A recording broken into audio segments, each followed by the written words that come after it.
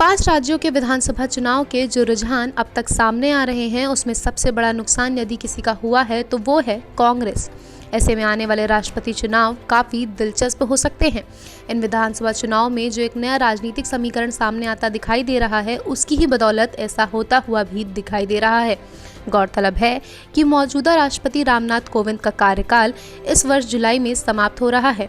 ऐसे में आने वाले 2-3 माह के अंदर ही राष्ट्रपति चुनाव हो सकते हैं। बता दें कि कांग्रेस को नेशनल पार्टी का दर्जा हासिल है, लेकिन देश के सबसे बड़े सूबे उत्तर प्रदेश की राजनीतिक जमीन पर वो गायब हो रही है। इसके अलावा पंजाब में जहां अब तक उसकी सरकार थी वहां भी अब उसकी राजनीतिक जमीन उखड़ती हुई दिखाई दे रही है।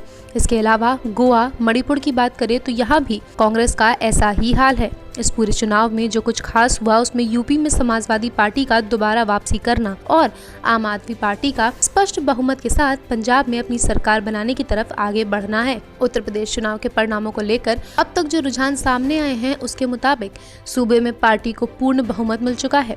इससे ये साफ हो गया है कि पार्टी सूबे में दोबारा सरकार बनाने की तरफ अग्रसर हो रही है।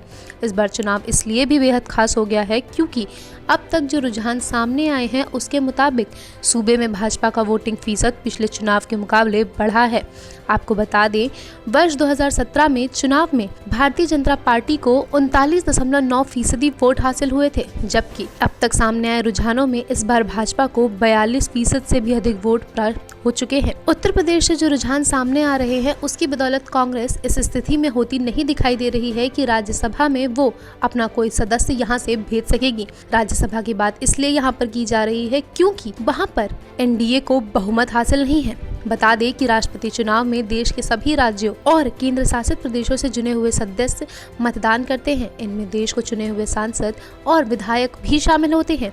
ऐसे में एक तरफ जहां कांग्रेस के हाथों में एक राज्य और कम हो गया, वहीं भाजपा शासित राज्यों की संख्या फिलहाल बरकरार रहते हुए दिखाई दे रही है। यहाँ पर यह भी बता दें कि मौजूदा समय में लोकसभा में एनडीए के पास करीब 62%, यूपी के पास करीब 20% और अन्यों के पास करीब 18% सीट है। वहीं राज्यसभा में एनडीए के पास 49%, यूपीए के पास 21% और अन्य के पास करीब 30% सीट है। विधानसभाओं की बात करें तो यहाँ पर 44% में एनडीए, 30% पर यूपीए और अन्य 26% पर कब्जा जमाए हुए है।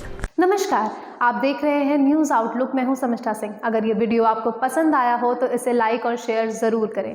इसके साथ ही ऐसी ही रोचक खबरों के लिए हमारे चैनल को आज ही सब्सक्राइब करें। धन्यवाद।